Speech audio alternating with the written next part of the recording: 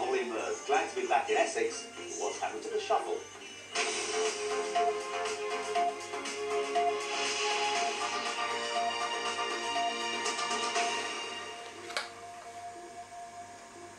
Hello. A lorry driver from Luton walked free from court this afternoon after he was convicted of causing a road crash which killed a teenage student in Essex.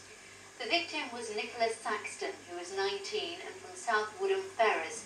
She'd only passed her driving test 10 days before the crash last summer.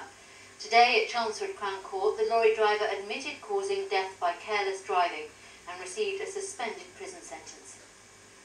The family of Nicholas Saxton arriving at court a year after the crash that claimed her life. She'd been driving her Ford car, her pride and joy, on this road between Harlow and Chelmsford.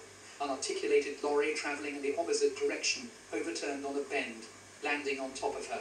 She died later at Harlow's Princess Alexandra Hospital. She'd been about to start the third year of a law degree. The court heard that the lorry driver, 55-year-old Mohammed Hagir, on the right, had admitted causing Miss Saxton's death by driving carelessly. He'd taken the bend too fast at around 42 miles per hour. The court heard that Mr. Hagir was racked with pain and guilt and suffering clinical depression. In a message from him, read out to the family in court, he said, "I know that I will never find complete peace ever again." He sent his sincere sympathies to them for their great loss.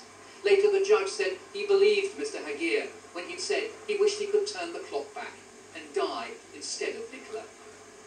Mr. Hagir never set out that day to kill anybody, but obviously his carelessness has led to the death of Nicholas Saxton.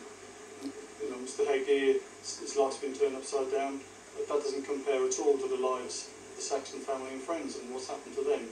And the consequences really of just a momentary lapse of his concentration are dire and will go on forever for everybody involved.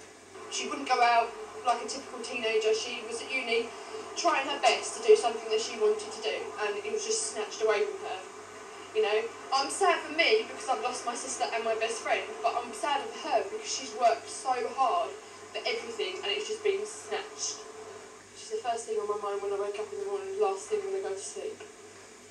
The judge saluted the family for not baying for the defendant's blood. They'd shown great restraint and dignity. But they felt too much emphasis had been put on the suffering of Mr. Hagir. He left court with a 51-week suspended sentence. He was ordered to do 200 hours unpaid community work. With a previously unblemished driving record, he was disqualified for 4 years. Kim Riley, BBC Look East, Chelmsford Crown Court.